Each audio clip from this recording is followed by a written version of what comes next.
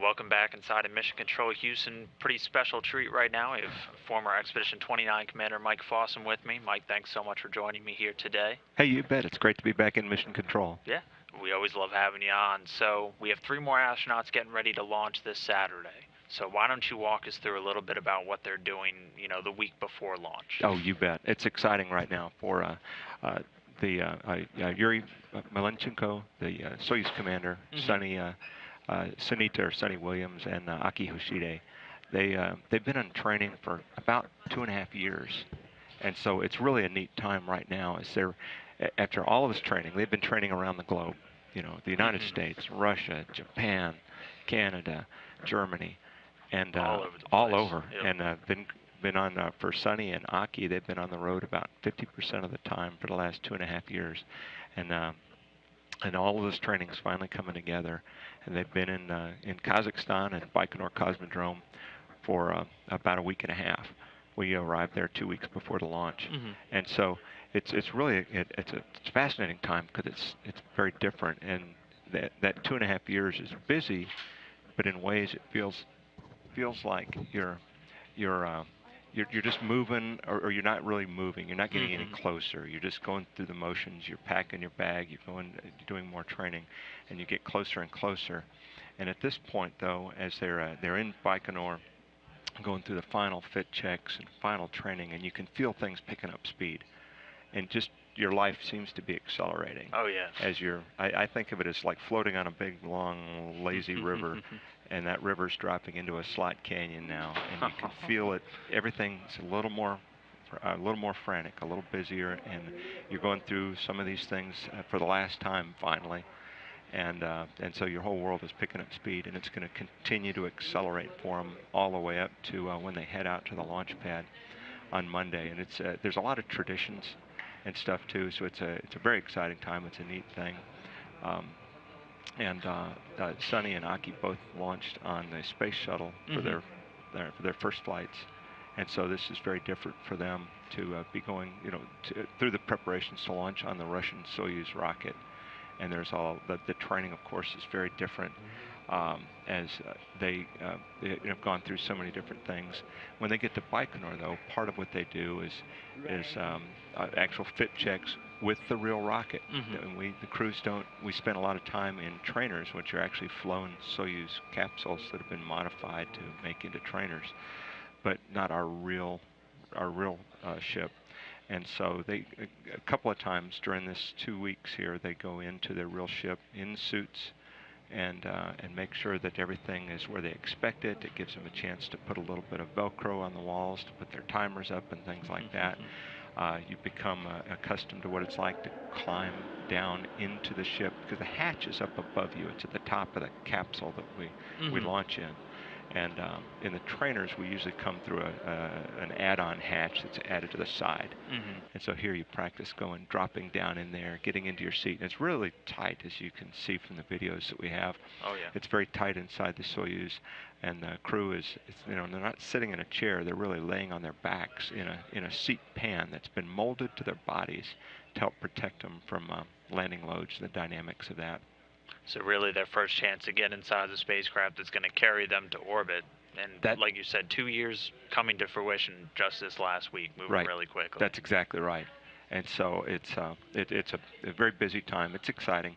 You go through it and you look at it and just put your hands on everything, touch it, make sure that it's where you expect it, and kind of get comfortable. And that's a way of okay, on launch day then, okay, I've already strapped in a couple of times. I've been in here. We're ready to rock and roll. We're ready for it. Ready for the ride. You're ready? Yeah. Okay, well, aside from some of these final tests and the fit checks and things like that, I know there are a lot of ceremonies and different traditions that come when you're flying on these Russian vehicles. What are some of the things that they're doing this week? Yeah, some of those traditions are very different from the American side. One of the really neat ones is the crew is staying in the quarantine facility that we stay in Baikonur. It's called the Cosmonaut Hotel. It's not a classic hotel. Not a 5-star resort. No, it's not a 5-star. It's definitely a government facility. It's nice. It's no problem. But out behind there, this facility is kind of a compound. I mean, it's fenced and guarded and stuff. because the crew needs to be in a quarantine during that time, Yep. so nobody comes in contact with the crew that hasn't been medically cleared, and we minimize the amount of contact because you don't want to launch just on the verge of getting sick. Yep. It's the transition to space is bad enough without adding a cold or something on top of it too, and sharing it with your crewmates, which everybody would really love. So you're kind of cooped up in this facility, but out behind it, within the compound walls, and you're on the banks of the Sarduria River. It's a very historic place. It was actually the border of Alexander the Great's domain. Oh, wow. Right there. And this location is also on the Silk Highway for the ancient trade from China to Europe. And so it's a very historic kind of location, a little post out there.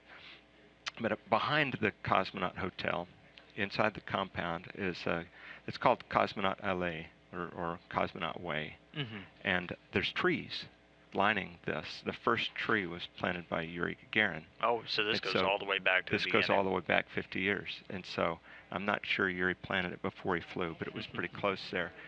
And so each crew, if you've not yet flown on a Russian rocket, then as part of this final preparation, you go out and plant your tree.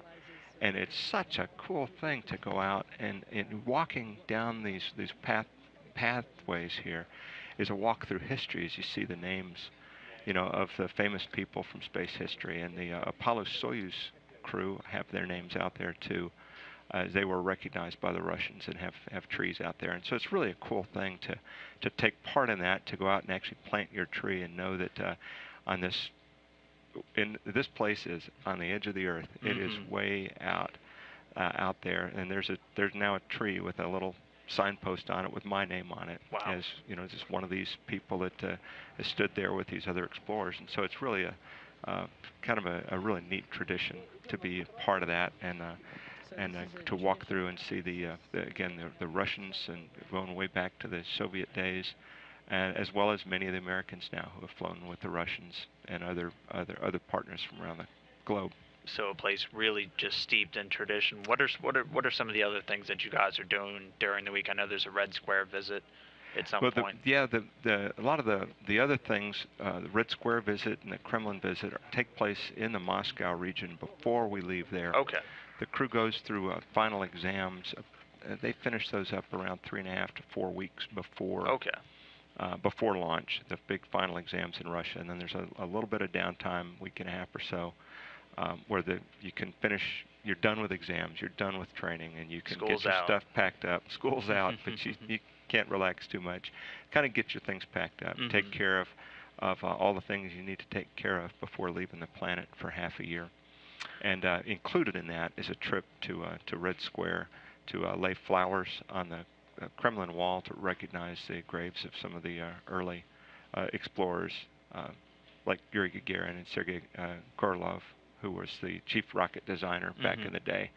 And it's a neat part of the tradition. And as an American, it was pretty humbling to be part of that and to imagine, because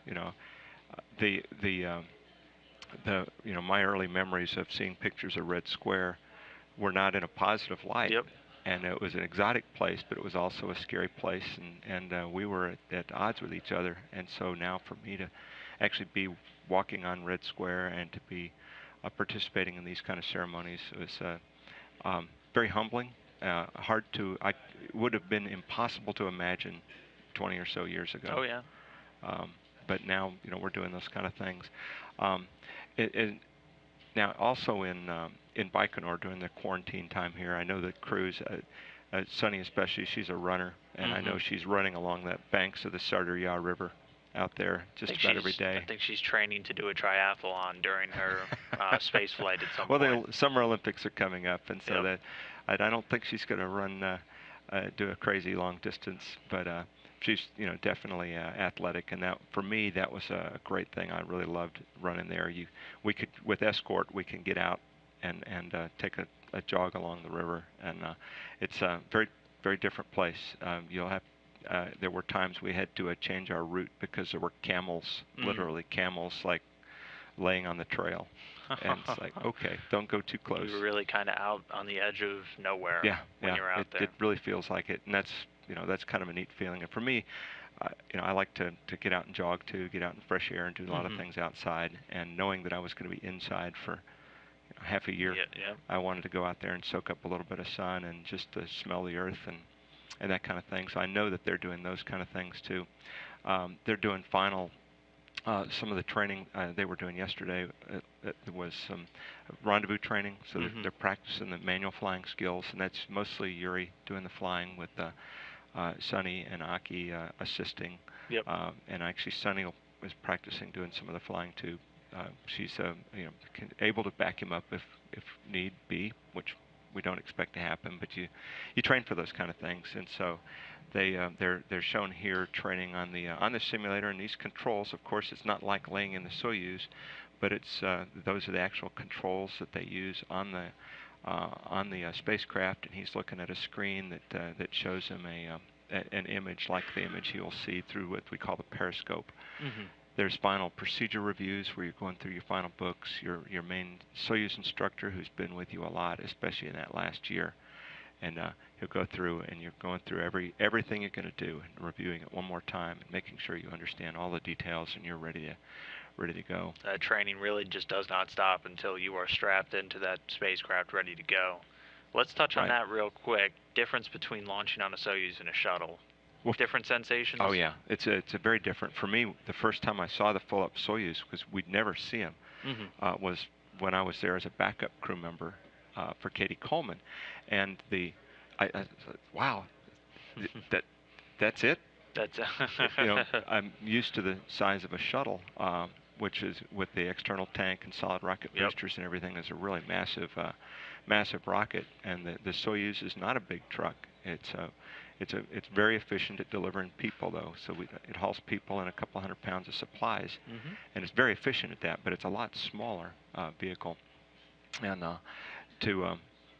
what it's like out there, though, there's a little bit of difference. One thing that we'll see on Saturday, as the crew's going out, to their launch, is they'll go through a full suit up and a pressure check of their suits, and where in the American program for shuttle flights, that was all done in a suit room with just the technicians and stuff.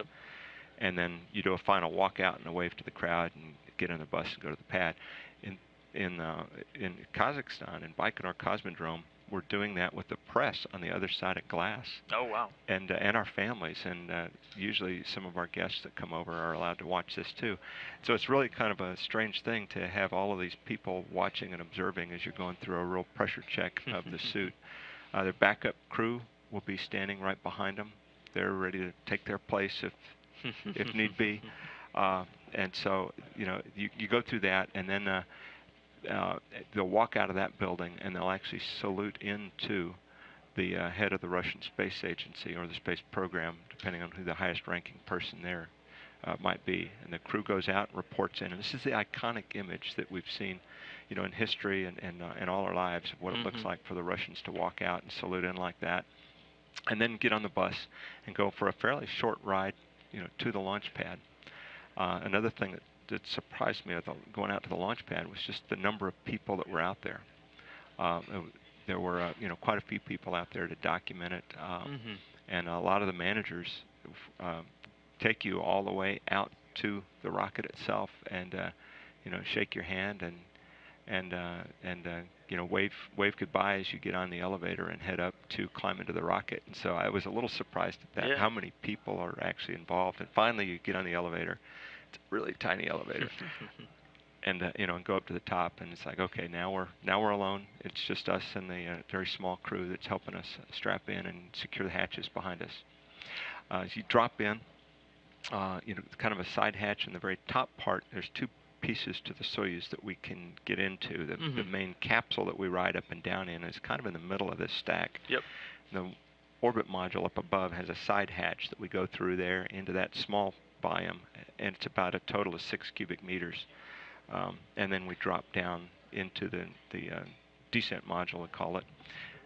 And so we have the orbit module that's at the very top, and we come through a side hatch in that, and then we drop down through a hatch into the middle part, kind of a gumdrop shape descent module there, and all 3 crew members are in the descent module.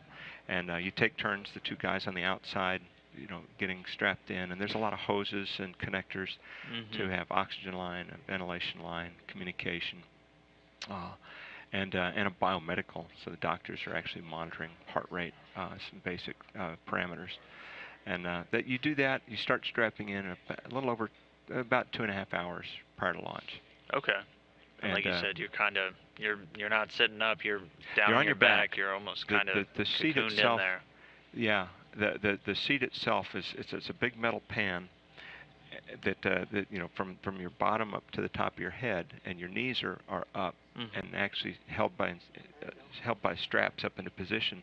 And there's the seat right there, and you see that the liner around it is actually form-fitted. These are just training units we see here, but the ones for flight are form-fitted to your body. They actually pour a mold over your body and build it, so it's like a jello mold that's holding your body perfectly.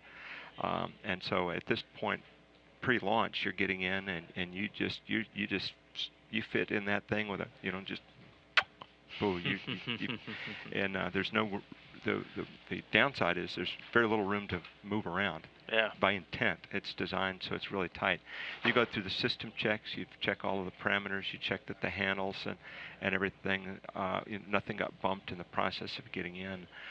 You have flight procedures that you're kind of looking at and strapping those down and making sure you've got the right pages kind of earmarked there, little tabs on them so you can find important things. And they'll go through. And then as the closeout crew is closing hatches behind you, we're activating the systems inside the spacecraft. Make sure ventilation, radios, all this carbon dioxide removal systems working and stuff like that. And then the closeout crew is backing their way out. And the hatch at the top here is the one that we will not open until after we've attached to the station. It's a great video of the inside of the orbit module. There's a little more room in here. That the silver container has a few days worth of food and stuff. This looks like there's a lot of room in the capsule, but there's really not. That little shelf area there is filled up with supplies that are all tied down. So that was a little surprise when you get into the real one. But anyway, you get strapped in about 2.5 hours prior. You go through the system checks and stuff, and then there's extra time added in to the schedule in case something needs to be repaired, a communication line's not working or something like that. So they leave a little bit of time, and every once in a while something comes up and you need it, so it's a good thing to do. Ours went perfectly fine, so we had time to just sit there and kind of talk a little bit. The ground's talking to us, and you spend a little quiet time too, kind of head in the game, and looking at the procedures again, going through it one more time, thinking, okay, this is going to happen, this is going to happen, and making sure I can touch my controls that I was responsible for, that kind of stuff. When it's going really well, they have time to play a little music, and that's a kind of a neat tradition that the Russians have. They actually pump some crew choice music out to the launch pad as just a way of kind of helping the crew relax a little bit. Do they take requests before you guys hop in? in? They do take requests. That's right.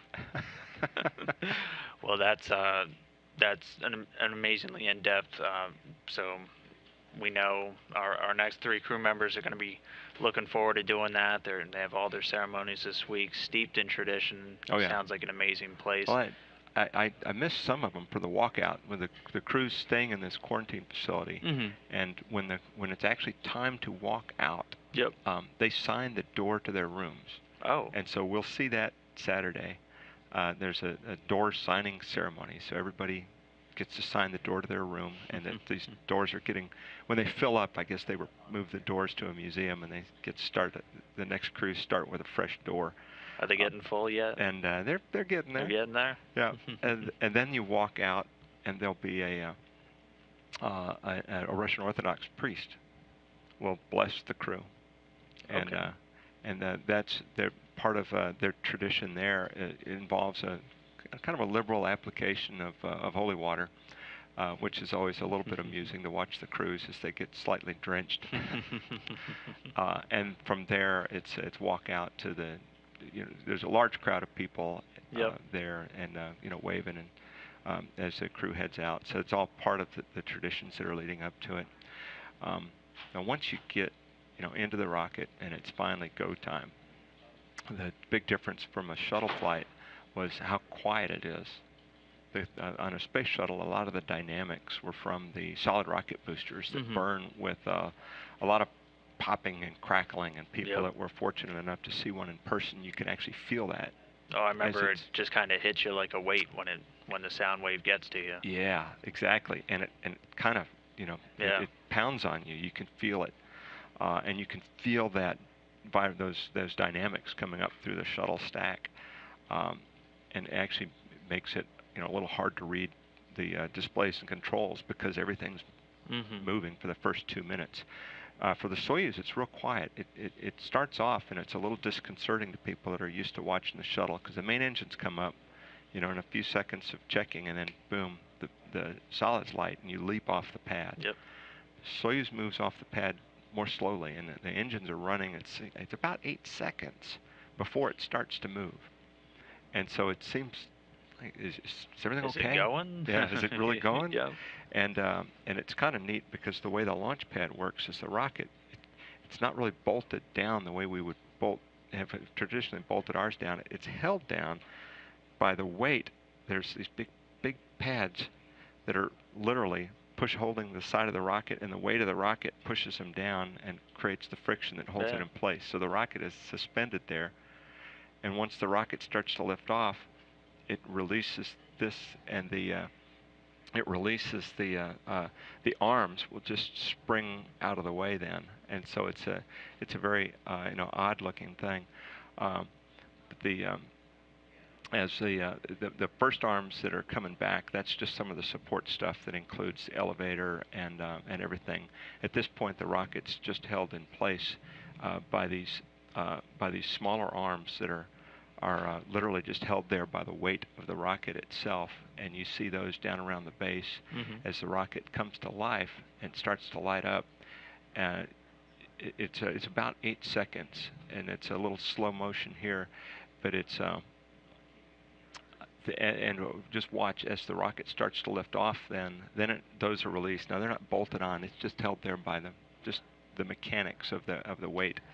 The ride's smooth.